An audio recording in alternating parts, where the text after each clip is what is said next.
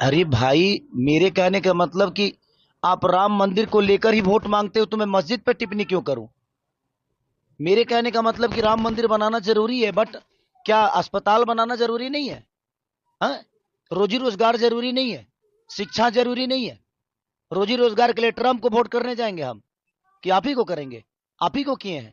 मैं ये कह रहा हूं कि आप बनाइए, दुनिया में सारे हर जगह मंदिर बना दीजिए, लेकिन मंदिर से हमारे बच्चों का भविष्य तय हो जाएगा?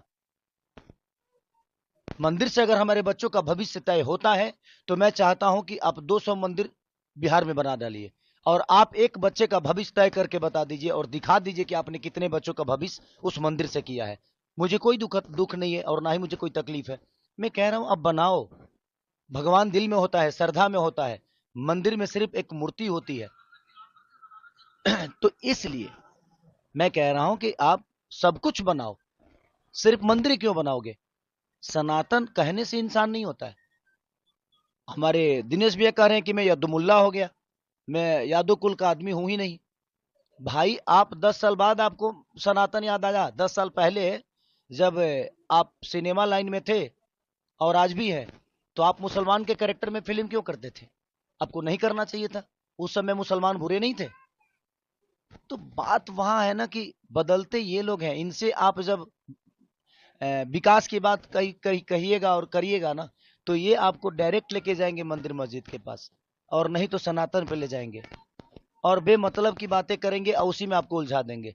मेरे लिए पवन जी क्या बोले हैं, इससे विकास का कोई लेना देना नहीं है। मेरे लिए रवि भैया क्या बोले हैं, इससे विकास का कोई लेना देना नहीं है। वो हमारी आपस की बातें हैं।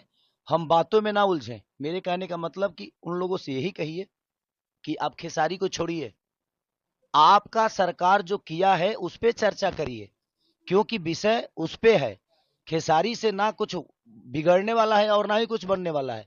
हमारा आपका बात विचार है, हम आपको चुभ रहे हैं तो हम बाद में फरियाद लेंगे, लेकिन हमारे बात विचार में आप मुद्दे से क्यों भटक रहे हैं? आप एक खेसारी को लेकर आप लोग सारे के सारे ट्रोल कर रहे हैं। मैंने ये छपरा लग रहा है जे इंटरनेशनल चुनाव बन गया है। पूरे बिहार में चुनाव हो रहा है लेकिन पूरे हिंदुस्तान में सिर्फ छपरा दिख रहा है। भाई क्यों? क्योंकि इनकी टिप्पणी बहुत हार्ड हो रही है खेसारी पे। बट मैं डरता किसी से नहीं हूं, क्योंकि मुझे बनाने में जनता का सबसे बड़ा योगदान है। मैं खुद को बनाया जनता के बदौलत। मैं अपने बदौलत कुछ नहीं हूं। मैं आज भी जीरो हूं, और राजनीति का ए पता नहीं है। बट जिनको पता है उनसे सलाह लेकर छपरा को बेहतर तो बना सकता हूं। वो कह रहे हैं हमारे दिनेश भैया की, यार हम सांसद बन के कुछ नहीं कर पाए, तो तुम विधायक बन के क्या कर पाओगे? भाई, वो प्रधानमंत्री भी बन जाएंगे तो कुछ नहीं कर पाएंगे। करने वालों के लिए काम होता है, नहीं करने वालों के पास कोई काम नहीं है। और मैं आज गरीब का बच्चा होकर लिट्टी चोखा बेचकर लोगों के घर में झाड़ू पोछा करके भी मैं अपने आप को स्टार बनाया ना। तो मेरे अंदर हुनर है, मेरे अंदर क्षमता है कुछ भी बेहतर करने की। तो मैं अपने हुनर से दुनिया बदलूंगा, और जो भी व्यवस्था होगी उस व्यवस्था को बदलूंगा, मैं अपने हुनर से, अपनी ताकत से। तो देखते हैं क्या होता है। अभी तो चुनावी में है, ये बातें होती रहेगी, बट इस बातों में जनता का कितना भला है? मैं उन पे कुछ बोलूंगा, वो मुझ पे कुछ बोलेंगे, इससे जनता को क्या लेना देना है? जनता को बेहतर सरकार चाहिए, बेहतर रोजगार चाहिए, बेहतर शिक्षा चाहिए, बेहतर अस्पताल चाहिए।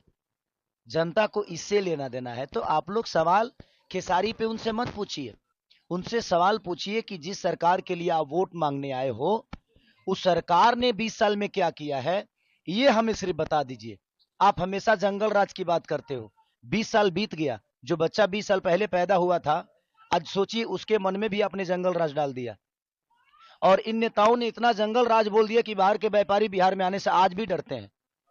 छोड़िए ना, आप अब तो बुला देते। अभी तो जंगल राज नहीं है आप आपके हिसाब से। तो ये कौन सा मंगल राज है? तो ये जीते जी आपको नरक देंगे और मरने के बाद गोरखपुर में स्वर्ग की सीढ़ी लगा देंगे, हर हर महादेव करके जल जाओ। यही इनका फंडा है, और उसी पे इनका चुनाव है। मत करिए। मैं कहता हूं कि मुद्दे की बात करिए आप। लोगों की भला कहाँ है? मेरा, रवि भैया का, या मनोज भैया का, दिनेश भैया का, या सम्राट चौधरी जी का, या पवन जी का, बातों के विवाद से ना जनता का कोई लेना देना नहीं है। इसमें जनता का विकास नहीं छुपा है।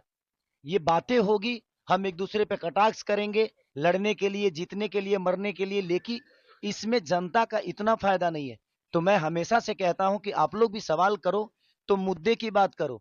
पवन जी ने खेसारी को क्या बोला, दिनेश जी ने खेसारी को क्या बोला, खेसारी ने उनको क्या बोला, इससे जनता का कोई लेना देना नहीं है। तो आप लोग भी थोड़ा सा संभलो, इस बात पे संभलो कि आपको सवाल क्या करना है।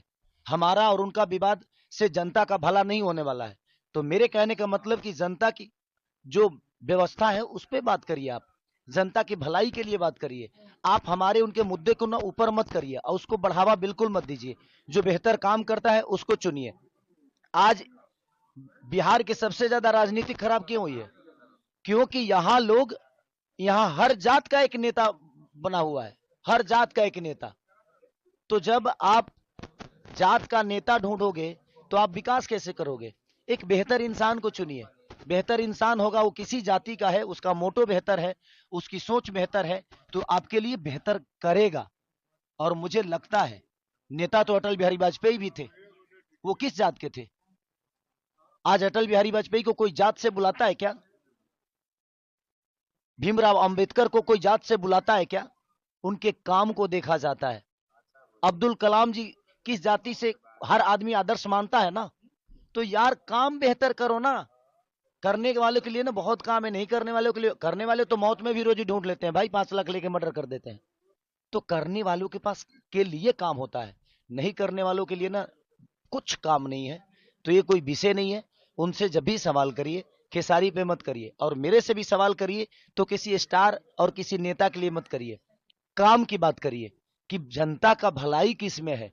हम शायद उस मुद्दा पे बात करेंगे तो उसमें जनता का भी भलाई होगा। Thank you so much.